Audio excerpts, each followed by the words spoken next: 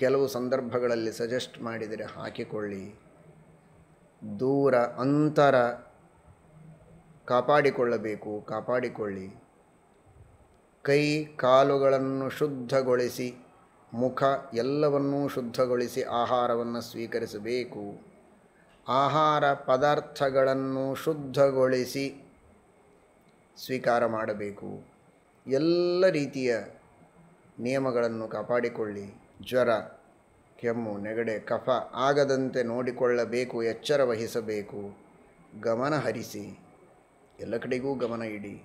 ಈ ಎಲ್ಲ ಲೌಕಿಕ ನಿಯಮಗಳ ಪರಿಪಾಲನೆಯ ಜೊತೆಗೆ ಲೌಕಿಕವಾದ ಕವಚಗಳನ್ನು ಧಾರಣೆ ಮಾಡುವುದರ ಜೊತೆಗೆ ಅಲೌಕಿಕವಾದ, ದಿವ್ಯವಾದ, ಅಚ್ಛೇದ್ಯವಾದ, ಅಭೇದ್ಯವಾದ ಕವಚವನ್ನು ಧಾರಣೆ ಮಾಡಿ. ಅದು ನರಸಿಂಹ ಕವಚ.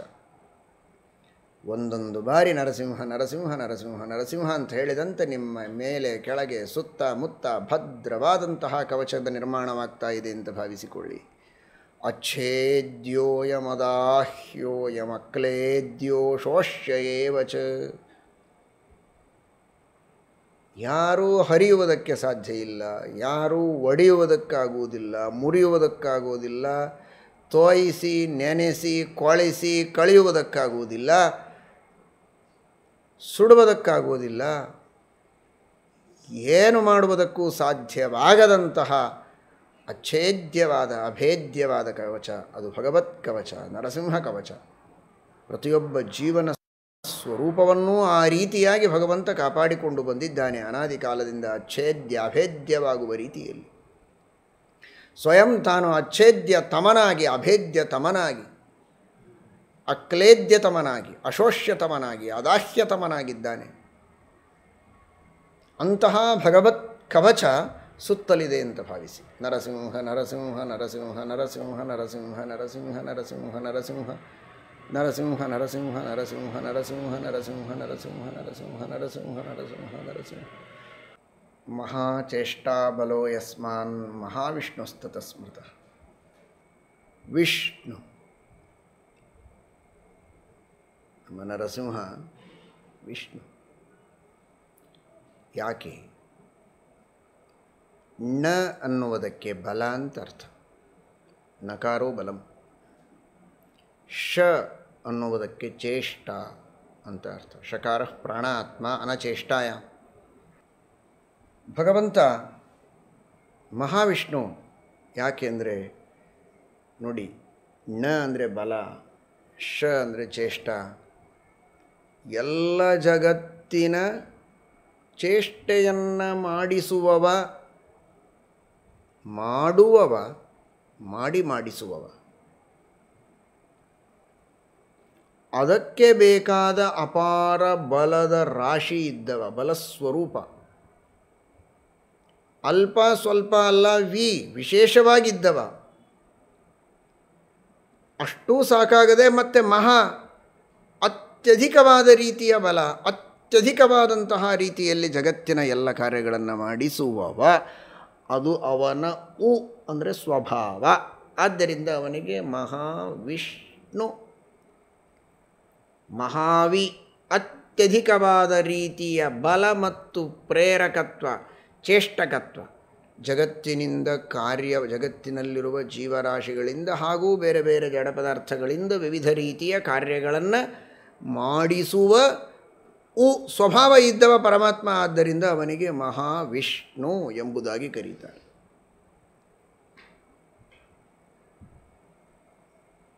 ಮಹಾಚೇಷ್ಟಾ ಬಲೋ ಯಸ್ಮಾನ್ ಮಹಾವಿಷ್ಣುಸ್ತತಃ ಸ್ಮೃತಃ. ಇದರ ಚಿಂತನವನ್ನು ಹೇಗೆ ಮಾಡಬೇಕು?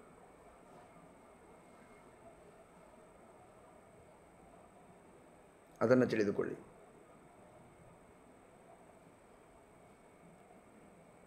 ಒಂದೊಂದು ಚಿಕ್ಕ ಕಾರ್ಯವನ್ನು ಮಾಡುವುದಕ್ಕೆ ಶಕ್ತಿ ಬೇಕು, ಬಲ ಬೇಕು. ಕಾರ್ಯ ಬೆಳೆದಂತೆ ಬಲವೂ ಹೆಚ್ಚಾಗಬೇಕು, ಹೆಚ್ಚಿರಬೇಕು.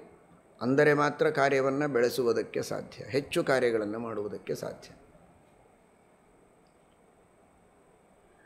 1 ಗಂಟೆ ಒಬ್ಬ ಹಾಡು ಹಾಡ್ತಾನೆ ಅಂತಾದರೆ ಸ್ವಲ್ಪ ಬಲ ಇದ್ದರೆ ಸಾಕು ಅವನ ಕಂಠದಲ್ಲಿ.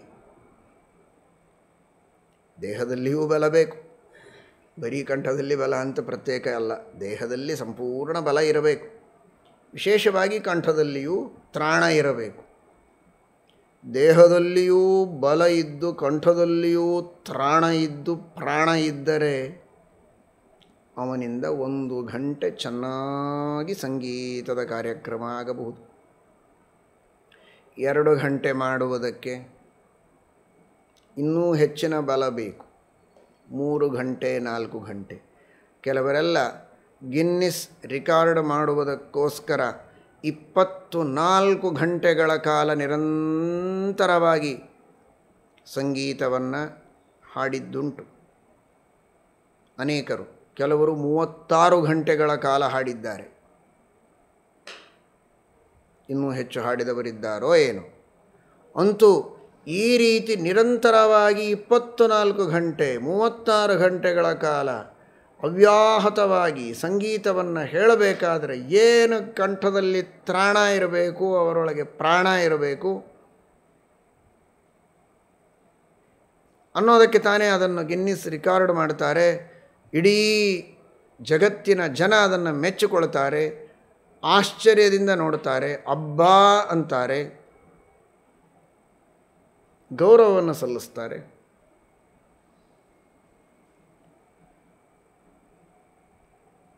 ಅರ್ಥ ಮಾಡಿಕೊಳ್ಳಿ, ನಮ್ಮ ಸ್ವಾಮಿ ನಿರಂತರವಾಗಿ ಎಲ್ಲ ಕೆಲಸನೂ ಮಾಡ್ತಾನೆ, ಒಂದು ಹಾಡು ಹಾಡೋದಲ್ಲ. ಇದನ್ನೇ ತೆಗೆದುಕೊಳ್ಳಿ, ಮಾತನಾಡುವುದನ್ನೇ ತೆಗೆದುಕೊಳ್ಳಿ. ದೇವರು ಯಾವಾಗಲೂ ಮಾತನಾಡ್ತಾನೆ ಇರ್ತಾನೆ. ಅವನು ಒಟ್ಟು ಮಾತೇ ಆಡೋದಿಲ್ಲ ನೋಡಿದರೆ, ಆದರೆ ಮಾತು ಬಿಡೋದೇ ಇಲ್ಲ. ಏನು ಎರಡೂ ಹೇಗೆ ಹೇಳ್ತೀರಿ? ಅದೇ ವಿಚಿತ್ರ. ಪ್ರತ್ಯಕ್ಷವಾಗಿ ನಮಗೆ ನಿಮಗೆ ಇವತ್ತು ಕೇಳುವಂಥ ದೇವಸ್ಥಾನಗಳಲ್ಲಿ ಹೋದಾಗ ಪ್ರತಿಮೆಯೊಳಗಿದ್ದ ದೇವರು ನಮಗೆ ಕೇಳುವಂತೆ ಮಾತನಾಡೋದೇ ಇಲ್ಲ. ಅವಾಕ್ಯನಾದರಹ, ಉಪನಿಷತ್ತು ಅವನನ್ನು ಹೇಳುತ್ತದೆ, ಛಾಂದೋಗ್ಯ. ಅವಾಕ್ಯನಾದರಹ, ಅವನಿಗೆ ಮಾತೇ ಇಲ್ಲ ಅಂತ. ಮಾತಾಡಲಿಕ್ಕೆ ಬರೋದಿಲ್ಲ ಅಲ್ಲ, ಮಾತಾಡೋದೇ ಬೇಕಾಗಿಲ್ಲ ಅನ್ನೋದಕ್ಕೆ ಬಿಟ್ಬಿಡ್ತಾನೆ ಅವನು. ಅವಾಕ್ಯ. ಯಾಕೆ ಮಾತಾಡೋದಿಲ್ಲ? 2 ಕಾರಣಕ್ಕಾಗಿ ಮಾತಾಡೋದಿಲ್ಲ.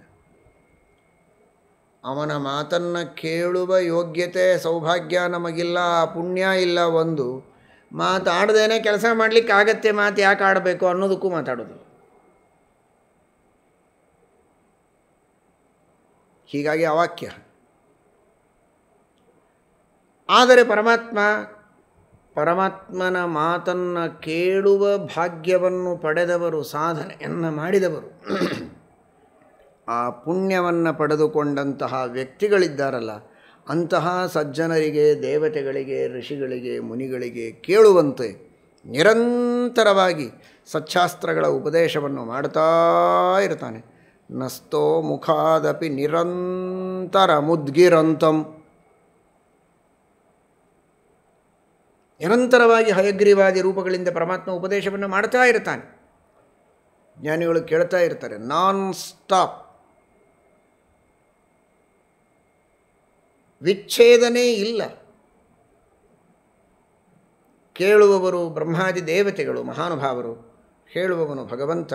ನಿರಂತರ ಉಪದೇಶ ಮಾಡ್ತಾ ಇರ್ತಾನೆ. ಏನು ಯಾವ ರಿಕಾರ್ಡ್ ಮಾಡ್ತೀರಿ? ಯಾರು ಮಾಡ್ತೀರಿ? ಇದನ್ನು ಎಲ್ಲಿ ಮಾಡ್ತೀರಿ? ಅದನ್ನು ರಿಕಾರ್ಡ್ ಮಾಡಿಕೊಳ್ಳೋ ಯೋಗ್ಯತೆ ಇನ್ಯಾವ ಈ ಗಿನ್ನಿಸ್ ರಿಕಾರ್ಡಾದಿಗಳಿಗಿಲ್ಲ. ಅದು ವೇದಗಳಲ್ಲೇ ರಿಕಾರ್ಡ್ ಆದದ್ದು. ಅದು ಎಲ್ಲದಕ್ಕಿಂತಲೂ ಮಿಗಿಲಾದ ರಿಕಾರ್ಡ್. ಅದು ಅಪೌರುಷೇಯವಾದ ಅನಾದಿ ನಿತ್ಯವಾದ ವೇದಗಳಲ್ಲೇನೇ ಆ ಭಗವಂತನ ಮಹಿಮೆ ರಿಕಾರ್ಡ್ ಆಗಿದೆ. ಅದೇ ದೊಡ್ಡದು. ವೇದಗಳಿಗಿಂತಲೂ ಮಿಗಿಲಾದ ಮಹಾಭಾರತದಲ್ಲಿ ಆ ಭಗವಂತನ ಮಹಿಮೆಯನ್ನು ಕೊಂಡಾಡಿದ್ದಾರೆ. ಅದು ದೊಡ್ಡದು. ನಿರಂತರವಾಗಿ ಪರಮಾತ್ಮ ಮಾತನಾಡ್ತಾನೆ. ಅವನ ಬಲ ಏನಿರ್ಬೋದು, ಅವನ ತ್ರಾಣ, ಅವನ ಪ್ರಾಣ ಏನಿರ್ಬೋದು ಆಲೋಚನೆ ಮಾಡಿ. ಮಹಾಚೇಷ್ಟಾ ಬಲೋ ಯಸ್ಮಾನ್ ಮಹಾವಿಷ್ಣುಸ್ತತಸ್ಮೃತಃ. ನಿರಂತರವಾದ ವೇದಶಾಸ್ತ್ರಗಳ ಉಪದೇಶ. ನಿನ್ನೆ ಒಂದು ಮಾತು ಕೇಳಿದಿರಿ, ತ್ವಯಾ ಸಮಃ ಕೋನು ಹಿತೋ ಹರೇನಃ. ದೇವರಿಗೆ ಸಮಾನವಾದಂತಹ ಹಿತ ಉಪದೇಶ ಮಾಡುವವರು ಯಾರಿದ್ದಾರೆ ಅಂತ. ಆಲೋಚನೆ ಮಾಡಿ.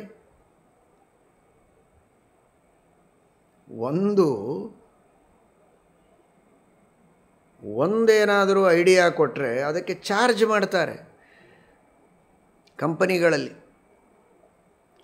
ಲಾಸಿನೊಳಗಿದೆ ಕಂಪನಿ, ಅದನ್ನು ಪ್ರಾಫಿಟ್ ಒಳಗೆ ತೊಗೊಂಡು ಬರಬೇಕು, ಅದನ್ನು ಊರ್ಜಿತಾವಸ್ಥೆಗೆ ತರಬೇಕು ಅನ್ನೋದಕ್ಕೆ ಹೊಸ ಐಡಿಯಾ ಒಬ್ಬರು ಕೊಟ್ಟರು ಅಂದರೆ ಅದಕ್ಕೆ ಇಷ್ಟು ಹಣ ಕೊಡಬೇಕಾಗುತ್ತೆ ಕನ್ಸಲ್ಟೇಷನ್ಗೆ.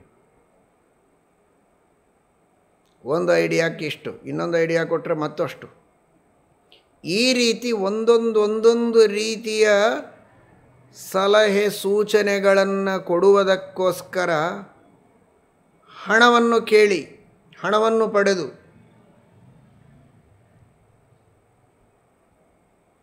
ತಮ್ಮ ಸೂಚನೆಗಳನ್ನು ನೀಡುವವರಿದ್ದಾರೆ. ಅದೊಂದು ರೀತಿಯ ವೃತ್ತಿ. ಅದರ ಬಗ್ಗೆ ನಾನು ಇಲ್ಲಿ ವಿಮರ್ಶೆ ಮಾಡ್ತಾ ಇಲ್ಲ. ದೇವರ ಉಪಕಾರ ಎಷ್ಟು ದೊಡ್ಡದು ಅದರ ಬಗ್ಗೆ ನಾವು ಚಿಂತನೆ ಮಾಡ್ತಾ ಇದ್ದೇವೆ. ಆಲೋಚನೆ ಮಾಡಿ. 1-4 ದಿನಗಳಲ್ಲಿ ಬೆಳೆಸಿ ಹಣ ಗಳಿಸುವುದಕ್ಕೆ ಉಪಯೋಗಿಸುವ ತಾತ್ಕಾಲಿಕವಾದ ಕಂಪನಿಗಳಿಗೆ ಬೇಕಾದ ಅಭಿವೃದ್ಧಿಗೆ ಒಂದು ದಾರಿಯನ್ನು ತೋರಿಸಿದ್ದಕ್ಕೇನೆ ಇವರಿಗೆ ಇಷ್ಟು ಮಾನ ಮರ್ಯಾದೆ, ಹಣ, ಸ್ಥಾನ, ಅಂತಸ್ತು ಎಲ್ಲ ಇರೋದಾದರೆ ತಾತ್ಕಾಲಿಕ ಅಲ್ಲ, ಶಾಶ್ವತವಾದ ಅನಂತ ಕಾಲದ ಆತ್ಮದ ಅಭಿವೃದ್ಧಿಗೆ, ಆತ್ಮ ವಿಕಾಸಕ್ಕೆ, ಆತ್ಮನ ಪರಿಪೂರ್ಣತೆಗೆ, ಅವನ ಸ್ವರೂಪದೊಳಗಿನ ಆನಂದವನ್ನು ಅನಂತ ಕಾಲದವರೆಗೆ ಅವನು ಅನುಭವಿಸುವುದಕ್ಕೆ ಬೇಕಾದಂತಹ ಮಾರ್ಗವನ್ನು ಸೂಚನೆ ಮಾಡಿ, ಬರೀ ಸೂಚನೆ ಮಾಡಿ ಈ ದಾರಿಯಲ್ಲಿ ನೀನು ಮುಂದೆ ಹೋಗು ಅಂತ ಬಟ್ಟು ಮಾಡಿ ತೋರಿಸುವುದು ಮಾತ್ರ ಅಲ್ಲ, ಕೈ ಹಿಡಿದುಕೊಂಡು ನಡೆಸಿಕೊಂಡು ಹೋಗಿ ಗುರಿ ಮುಟ್ಟಿಸಿ, ಮುಟ್ಟಿದ ಮೇಲೂ ಅವನ ಜೊತೆಗೆ ಕೊನೆವರೆಗೂ ಆನಂದವನ್ನು ಅನುಭವಿಸುವಂತೆ ಅವನೊಳಗಿದ್ದು ಪ್ರೇರಿಸುವಂತಹ ಸ್ವಾಮಿ ಭಗವಂತನ ಉಪಕಾರವನ್ನು ಏನು ಅಂತ ಹೇಳಬೇಕು?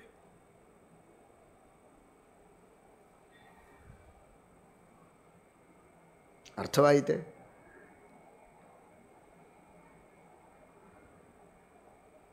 ನಾನೊಂದು ಐಡಿಯಾ ಕೊಟ್ಟದ್ದು, ಅದನ್ನು ಮಾಡೋದು ಬಿಡೋದು ನಿಮಗೆ ಬಿಟ್ಟದ್ದು. ಐಡಿಯಾ ಕೊಟ್ಟದ್ದಕ್ಕೆ ನನಗಿಷ್ಟು ಹಣ ಕೊಡಬೇಕು ಅಂತ ಕೇಳೋದು. ಇಲ್ಲಿ ಐಡಿಯಾ ಕೊಟ್ಟು ಸುಮ್ಮನೆ ಕೊಡುವುದಿಲ್ಲ ದೇವರು. ಐಡಿಯಾ ಕೊಡ್ತಾನೆ. ಎಷ್ಟು ಕೊಡ್ತಾನೆ? 1 ಮಾತಿನಿಂದಲ್ಲ, 2 ಮಾತಿನಿಂದಲ್ಲ, 3 ಮಾತುಗಳಿಂದಲ್ಲ, ಅನಂತ ವೇದಗಳಿಂದ ಉಪದೇಶ ಮಾಡ್ತಾನೆ. ಅನಂತ ವೇದಗಳಿಂದ ಉಪದೇಶ ಮಾಡ್ತಾನೆ. ಒಂದೊಂದು ಮಾತಿಗೆ ಬೆಲೆ ಇದ್ದರೆ ಒಂದೊಂದು ಮಾತುಗಳು ಅಮೂಲ್ಯವಾದ ಮಾತುಗಳು. ಅನಂತ ವೇದಗಳಿಂದ ದೇವರು ಉಪದೇಶ ಮಾಡಿದರೆ ಅದಕ್ಕೆ ಏನು ಬೆಲೆ ಕಟ್ತೀರ? ಅವರೊಂದು ಜೀವನದೊಳಗೆ ಒಂದು ಭಾಳ ಒಳ್ಳೆಯ ಮಾತು ಹೇಳಿದರು. ನಮ್ಮ ಒಬ್ಬರು ಬಹಳ ಆತ್ಮೀಯರಿದ್ದರು, ಬೇಕಾದವರು. ಅದನ್ನು ನಾನು ಎಂದೂ ಮರೆಯೋ ಹಾಗಿಲ್ಲ. ನನಗೆ ಅದರಿಂದ ಬಹಳ ಲಾಭವಾಗಿದೆ ಅಂತ ಎಷ್ಟೋ ಜನ ಹೇಳ್ತಿರ್ತಾರೆ. ಒಂದೇ ಮಾತು ಹೇಳಿರ್ತಾರೆ ಅವರು. ಅವರು ಆಡಿದ ಒಂದೇ ಮಾತು ಇವರ ಜೀವನಕ್ಕೆ ಮಾರ್ಗದರ್ಶಕವಾಯಿತು ಅನ್ನೋದಕ್ಕೆ ಅವರನ್ನು ಎಂದೂ ಮರೆಯುವಂತಿಲ್ಲ. ಅಂದರೆ ದೇವರು ಒಂದು ಒಂದು ಒಂದು ಒಂದು ಅಂತ ಎಷ್ಟು ಹೇಳಿದ್ದಾನೆ? ಅನಂತ ವೇದಗಳನ್ನು ಹೇಳಿದ, ಮಹಾಭಾರತ ಹೇಳಿದ, ರಾಮಾಯಣ ಹೇಳಿದ, ಭಾಗವತ ಹೇಳಿದ, ಅಷ್ಟಾದಶ ಪುರಾಣಗಳಿವೆ, ಪಂಚರಾತ್ರಾಗಮಗಳಿವೆ, ಎಲ್ಲವನ್ನು ಉಪದೇಶ ಮಾಡಿದೆ. ಒಂದೊಂದು ಮಾತುಗಳು ನಮಗೆ ತಾರಕ, ನಮಗೆ ಪೋಷಕ, ನಮಗೆ ಉದ್ಧಾರಕ, ನಮಗೆ ಮಾರ್ಗದರ್ಶಕ, ಅನಂತ ಕಾಲದ ಸೌಖ್ಯದ ದಾರಿಯನ್ನು ತೋರಿಸುವ ದಾರಿ ದೀಪ. ಅಂಥ ಮಾತುಗಳನ್ನು ದೇವರು ಹೇಳಿದಾಗ ಏನು ಬೆಲೆ ಕಟ್ಟೋದಕ್ಕೆ ಸಾಧ್ಯ ಇದೆ? ನಮಗೆ ಪ್ರಜ್ಞೆ ಇಲ್ಲ. ಯಾರ್ಯಾರನ್ನೋ ದೊಡ್ಡವರು ಅಂತ ತಿಳಿದು ದೇವರನ್ನು ಮರೆತು ವಿನಾಕಾರಣವಾಗಿ ದುಃಖದ ಸಾಗರದಲ್ಲಿ ಮುಳುಗಿದ್ದೇವೆ. ಅಷ್ಟು ಉಪದೇಶವನ್ನು ದೇವರು ಮಾಡಿದ್ದಾನೆ, ನಿರಂತರವಾಗಿ ಮಾಡ್ತಾ ಇರ್ತಾನೆ. ಆ ಸಂಪ್ರದಾಯದ ಪ್ರವರ್ತನವನ್ನು ಮಾಡ್ತಾನೆ. ಅಲ್ಲಿ ಹೇಳಿದ್ದು ನಮಗೆ ಅರ್ಥವಾಗುವಂತೆ ಬುದ್ಧಿಯಲ್ಲಿ ಪ್ರಚೋದನೆಯನ್ನು ಮಾಡ್ತಾನೆ. ನೋಡಿ, ಒಂದು ಉಪದೇಶ ಮಾಡುವುದು, ಉಚ್ಚಾರಣೆ, ಅದೇ ಒಂದು ಚೇಷ್ಟ. ಅದಕ್ಕೆ ತಕ್ಕಂತೆ ನಮಗೆ ಅರ್ಥ ಮಾಡಿಸಿಕೊಡುವುದು, ಅದು ಎರಡನೆಯದು. ಅರ್ಥ ಮಾಡಿಕೊಂಡಂತೆ ಜೀವನದಲ್ಲಿ ಅನುಷ್ಠಾನಕ್ಕೆ ನಾವು ತರಬೇಕು. ಒಳಗಿದ್ದು ನಮ್ಮಿಂದ ಅನುಷ್ಠಾನ ಮಾಡಿಸುವುದು ಅದೊಂದು ಚೇಷ್ಟ. ಅದೇ ಪ್ರಾಣನ ನಕಾರೋ ಬಲಂ ಶಕಾರ ಪ್ರಾಣಾತ್ಮ. ಪ್ರಾಣ ಅನ ಅಂದರೆ ಚೇಷ್ಟ, ಪ್ರಾಣ ಪ್ರಕೃಷ್ಟವಾದ ಚೇಷ್ಟ, ಶಾಸ್ತ್ರೋಕ್ತವಾದ ರೀತಿಯ ಅನುಷ್ಠಾನ, ಅದೇ ಪ್ರಾಣನ. ಅದನ್ನು ಮಾಡಿಸ್ತಾನೆ ಪರಮಾತ್ಮ ಒಳಗಿದ್ದು. ಅದಕ್ಕೆ ತಕ್ಕ ಫಲವನ್ನು ನಾವು ಮುಂದೆ ಉತ್ತಮ ಲೋಕಗಳಲ್ಲಿ ಅಥವಾ ಜನ್ಮಾಂತರದಲ್ಲಿ ಅಥವಾ ಇದೇ ಜನ್ಮದಲ್ಲಿ ಅನುಭವಿಸಬೇಕು. ಅದನ್ನು ಅನುಭವಿಸುವಂತೆ ಮತ್ತೆ ಒಳಗಿದ್ದು ಪ್ರೇರಿಸುವವನು ಅವನೇ. ಹೀಗಾಗಿ ಇದು ಎಷ್ಟು ಸುದೀರ್ಘವಾದ ಚೇಷ್ಟ ಅಂದರೆ ಇದು ಮಹಾಚೇಷ್ಟ. ಇದು ಸಾಮಾನ್ಯವಾದ ಚೇಷ್ಟೆ ಅಲ್ಲ. ಬೋಧಿಸಿದ್ದನ್ನು ಅರ್ಥೈಸಿಕೊಳ್ಳುವ ಶಕ್ತಿಯನ್ನು ನೀಡಿ ಅನುಷ್ಠಾನ ಮಾಡಿಸಿ ಫಲವನ್ನೂ ಅನುಭವಿಸುವಂತೆ ಅನಂತಕಾಲದವರೆಗೆ ಜೊತೆಗಿದ್ದು ನಿಂತು ಅನುಭವವನ್ನು ಕೊಡುವ ಪರಮಾತ್ಮನ ಚೇಷ್ಟೆ ಉಂಟಲ್ಲ, ಇದು ಸಣ್ಣ ಪುಟ್ಟ ಚೇಷ್ಟೆಯಲ್ಲ, ಇದು ಮಹಾಚೇಷ್ಟ. ಆದ್ದರಿಂದ ಮಹಾಚೇಷ್ಟಾ ಬಲೋ ಯಸ್ಮಾತ್ ಮಹಾವಿಷ್ಣು ಸ್ತುತಸ್ಮೃತ. ಇದಕ್ಕೆ ಬೇಕಾದ ಬಲ ಭಗವಂತನಲ್ಲಿದೆ. ಇಷ್ಟು ಬಲ ನಮ್ಮಲ್ಲಿರುತ್ತಾ? ಸ್ವಲ್ಪ ಹೊತ್ತಾದರೆ ಸಾಕಪ್ಪ ಅಂತ ಉಷ್ ಅಂತ ಕೂಡುವಂಥವರು ನಾವು.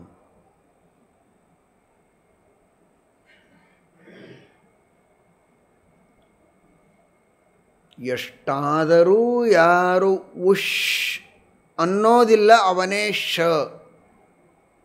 ಶಕಾರೋ ಬಲಂ. ಅರ್ಥ ಆಯ್ತಲ್ಲ? ಅಂದರೆ ಬಲ. ಯಾರಿಗೆ ಬಲ ಇಲ್ಲ ನೋಡಿ ಅವರು ಸ್ವಲ್ಪ ಕೆಲಸ ಮಾಡಿದರೆ ಉಷ್ ಅಂತಾರೆ. ಯಾರು ಅಂತ ನಿಮ್ಮ ಪ್ರಶ್ನೆ ಅಲ್ವೋ? ಅದಕ್ಕೆ ಉತ್ತರ, ಯಾರು ಎಷ್ಟೇ ಕೆಲಸ ಮಾಡಿದರೂ ಉಷ್ ಅನ್ನೋದಿಲ್ಲ ಅವರು ಅವನು ಭಗವಂತ. ಯಾಕೆಂದರೆ ಅಷ್ಟು ಬಲ ಇದೆ. ಎಷ್ಟು ಕೆಲಸ ಮಾಡಿದರೂ ಉಷ್ ಅನ್ನದೇ ಇರೋ ಅಂಥ ಬಲ ಇದೆ ಅವನಿಗೆ ಅನ್ನೋದಕ್ಕಾಗೇ ಅವನು ವಿಷ್ಣು. ವ್ಯತ್ಯಾಸ ಇಷ್ಟೇ ಇದೆ ನೋಡಿ. ಶ್ರಮ ಬಹಳ ಆದದ್ದಕ್ಕೆ ನಾವು ಉಷ್ ಅಂತೇವೆ, ಜೀವರಾದೆವು. ಆ ಮುಂದೆ ಬಿತ್ತು ಅವನು ದೇವನಾದ ವಿಷ್ಣು. ಆ ಶದ ಮುಂದೆ ಬಂದು ಸೇರಿತು ಅವನು ದೇವನಾದ. ಶದ ಹಿಂದೆ ಬಿತ್ತು ಉಷ್ ಅಂದೆವು, ಜೀವರಾಗಿ ಬಿದ್ದೆವು. ಇದು ನಮಗೂ ದೇವರಿಗೂ ಇರುವ ವ್ಯತ್ಯಾಸ. ಶ್ರೀಕೃಷ್ಣಾರ್ಪಣಮಸ್ತು.